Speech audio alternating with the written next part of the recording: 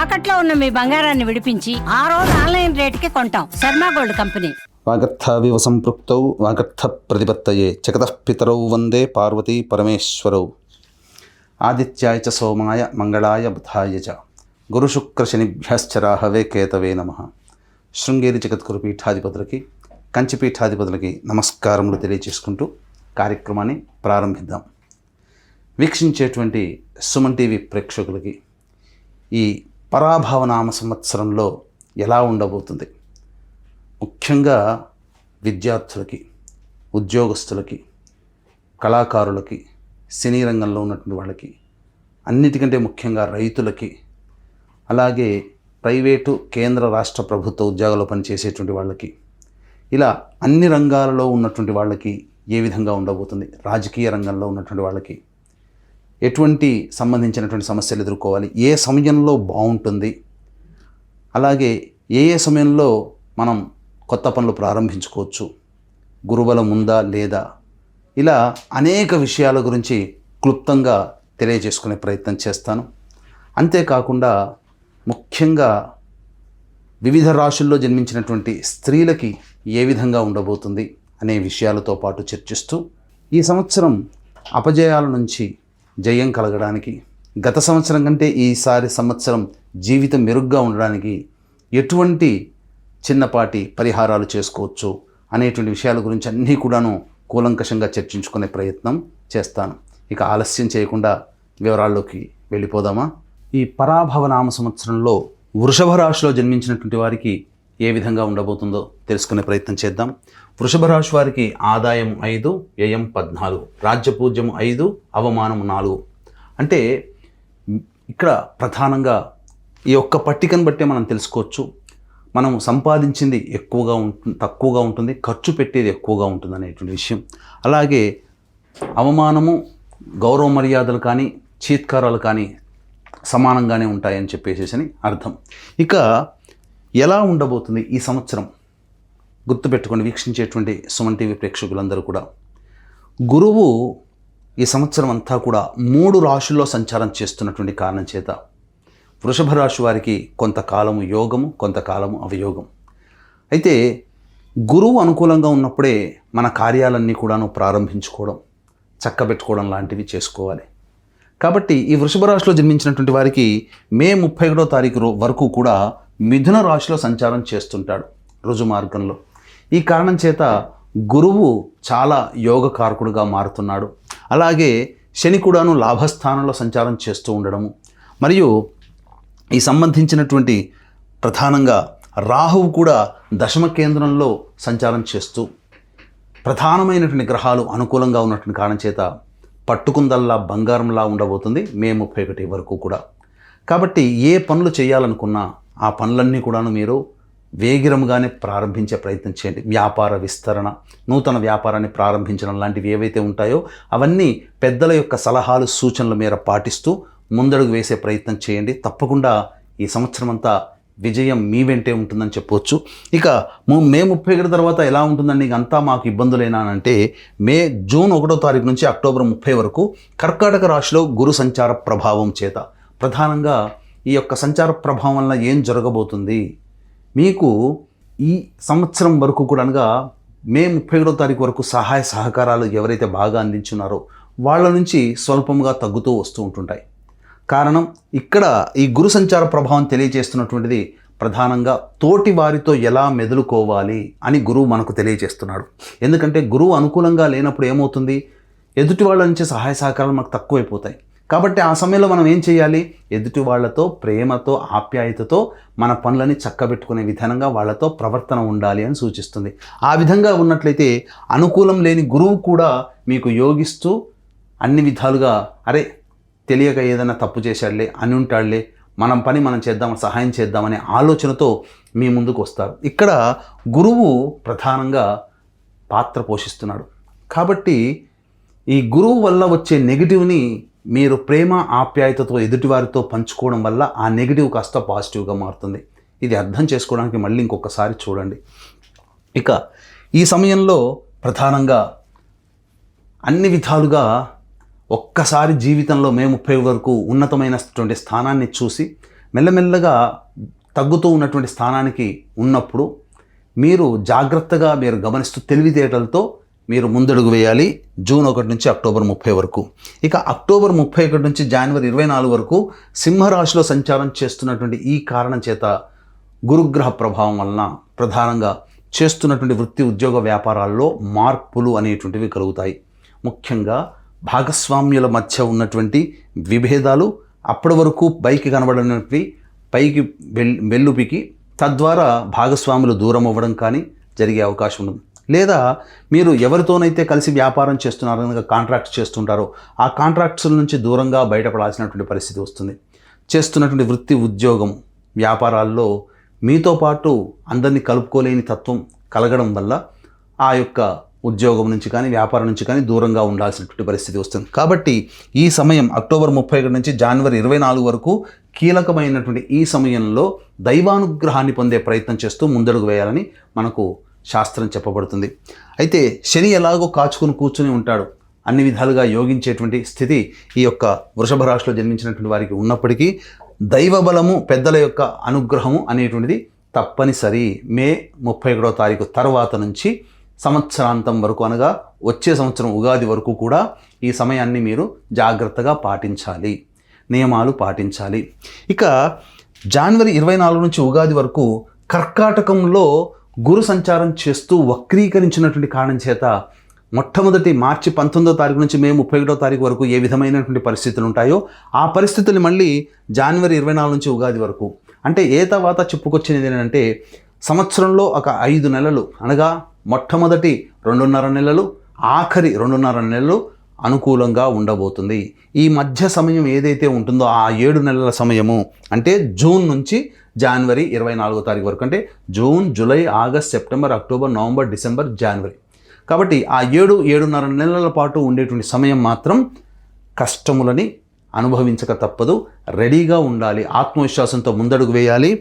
ఏ విధంగా ఆ యొక్క కష్ట నష్టాలని మనం స్వభావాన్ని మార్చుకుంటే మనం యోగాన్ని పొందుతామో తెలియజేశాను. కాబట్టి ఆ విధంగా మీరు మీ యొక్క స్వభావాన్ని మార్చుకునే ప్రయత్నం చేయండి.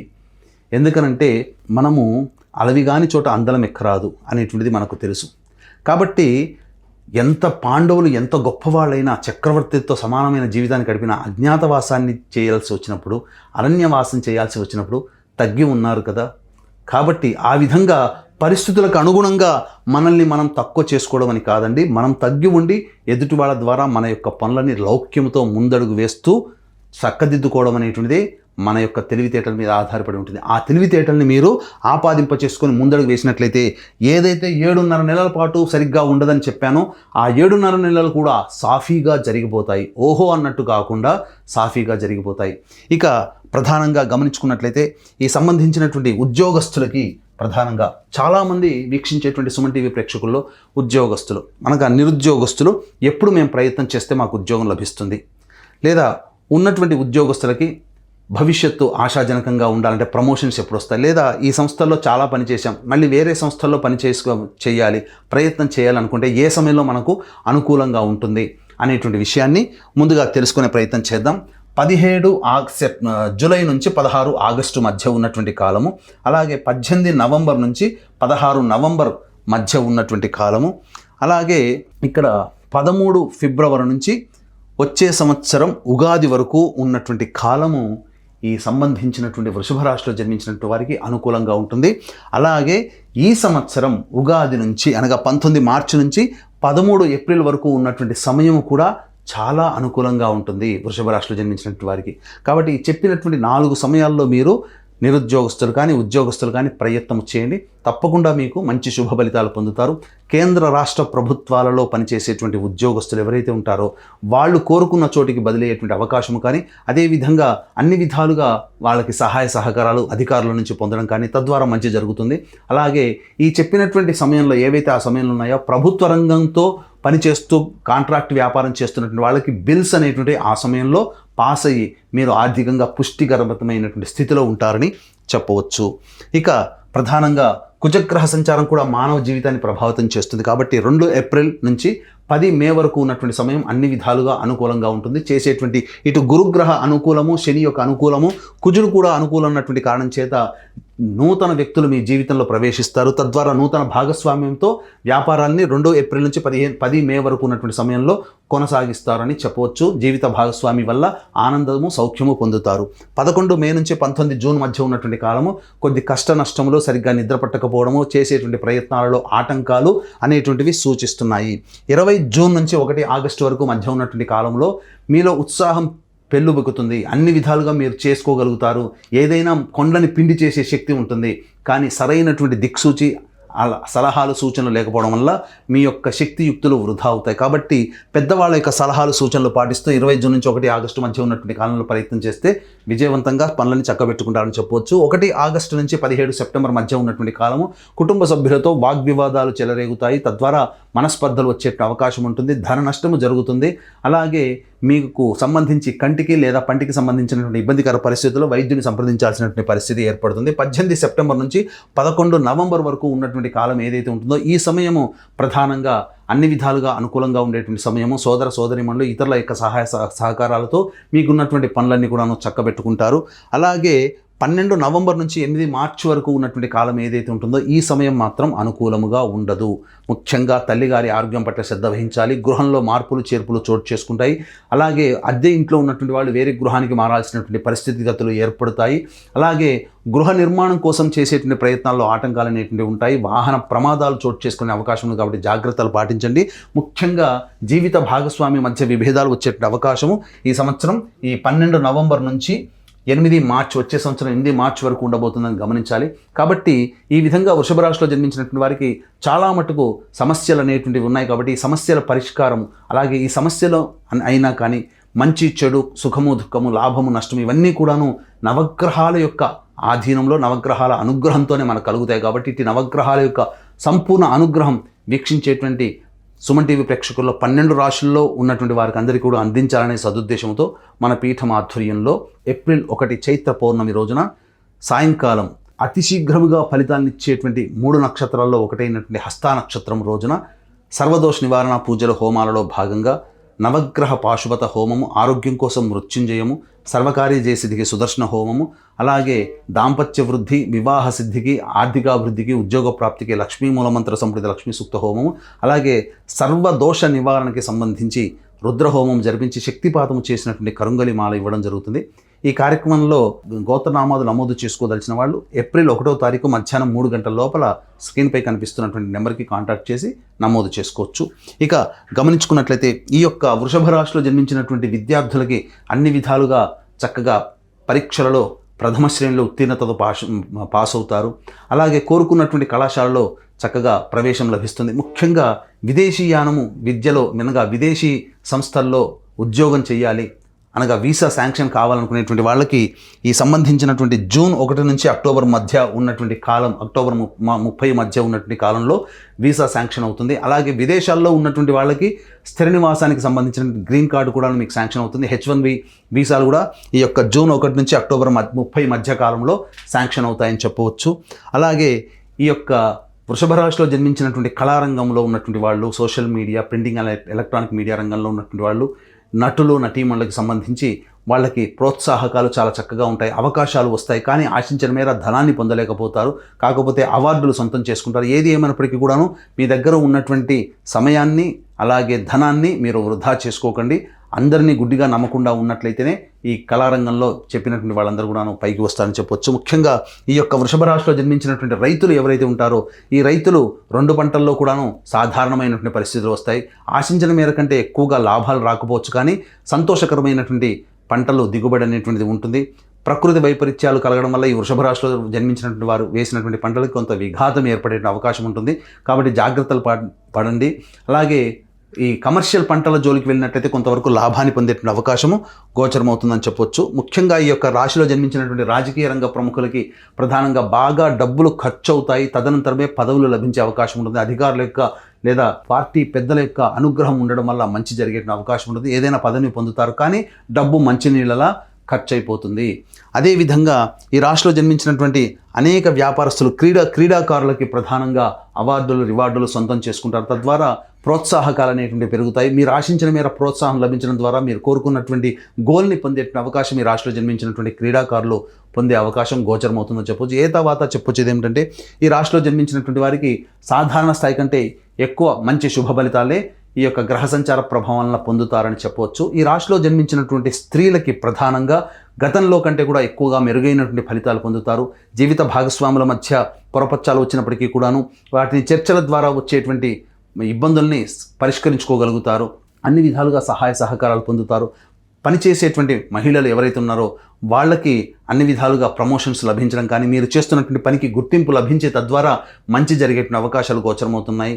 చేసేటువంటి ఫైనాన్స్ రంగంలో ఉన్నటువంటి వాళ్ళు తప్పకుండా వాళ్ళకందరికీ కూడాను ప్రోత్సాహం, వాళ్ళకి డబ్బు అదనంగా లాభాన్ని చేకూర్చి పెడుతుంది. గతంలో రావాల్సినటువంటి రాని బాకీలు వసూలు అవుతాయి. కాకపోతే ఆరోగ్యం పట్ల శ్రద్ధ వహించాల్సినటువంటి పరిస్థితి. అన్ని విధాలుగా ఏ తర్వాత చెప్పొచ్చేది ఏంటంటే ఈ యొక్క రాశిలో జన్మించినటువంటి స్త్రీలకి మంచి శుభ ఫలితాలు కలుగుతాయి. ముఖ్యంగా వివాహం కావాల్సినటువంటి అబ్బాయిలకి అమ్మాయిలకి ఈ వృషభ రాశిలో జన్మించినటువంటి వారికి వివాహం నిశ్చయమవుతుంది. ఇక ప్రధానంగా చాలామంది ఎదురు చూస్తున్నటువంటిది ఈ యొక్క సంబంధించినటువంటిది గృహ యోగము మనకు ఉంటుందా? తప్పకుండా గృహ యోగం ఉంటుంది. ఎప్పుడు ఉంటుంది? వచ్చే సంవత్సరం జనవరి 24 నుంచి ఉగాది మధ్యకాలంలో మీరు సొంత ఇంటిలో ఈ వృషభ రాశిలో జన్మించినటువంటి వాళ్ళు గృహ నిర్మాణంలో స్థిరపడిపోతారు అని చెప్పడంలో ఏమాత్రం సందేహం లేదు. అలాగే చాలా మటుకు సమస్యలు అనేటువంటివి ఈ యొక్క వృషభ రాశిలో జన్మించినటువంటి వారికి చెప్పడం జరిగింది. కాబట్టి ఈ సమస్యలు వచ్చినప్పుడల్లా సమస్యల పరిష్కారం కోసం ప్రతిరోజు కూడాను సూర్యుడికి నమస్కారం, సూర్యాష్టకం 6 సార్లు పారాయణం చేయడం, అలాగే సుబ్రహ్మణ్య భుజంగ స్తోత్ర పారాయణం చేయడం ద్వారా సమస్యలన్నీ కూడా తగ్గుముఖం పడతాయి. అంతేకాకుండా ఇక్కడ సంబంధించినటువంటి జాతకరీత్యా అనగా ఈ యొక్క వృషభ రాశిలో జన్మించినటువంటి వారికి సంబంధించి ఏవైతే పరిహారాలు చెప్పబడినా ఆ పరిహారాలని పాటించండి. అలాగే అదనంగా దైవానుగ్రహాన్ని పొందితే ఇంకా సులభంగా మంచి ఫలితాలు పొందుతారని తెలియచేస్తూ, ఈ ఫలితాలు రావడం కోసమే మన పీఠం ఆధ్వర్యంలో జరిగే ఏప్రిల్ 1వ తారీఖు రోజున జరిగే సంవత్సరం అంతా కూడాను దైవానుగ్రహాన్ని మీకు అందించే ఈ సర్వదోష నివారణ పూజల హోమాలలో మీరు నమోదు చేసుకునే ప్రయత్నం చేయండి. నవగ్రహ పాశ్వద హోమం ఇత్యాది హోమాదులు జరపబడతాయి. శక్తిపాదం చేసినటువంటి కరుంగలి మాల కూడా ఇవ్వడం జరుగుతుంది. ఈ విధంగా ఈ కార్యక్రమంలో పాల్గొనడం ద్వారా మీ యొక్క జాతకరీత్యా వచ్చేటువంటి ఒడిదుడుకుల నుంచి అధిగమించి ఆనందంగా జీవిస్తారని ఆకాంక్షిస్తూ సర్వం శ్రీ ఉమామహేశ్వర పర బ్రహ్మార్పణమస్తు.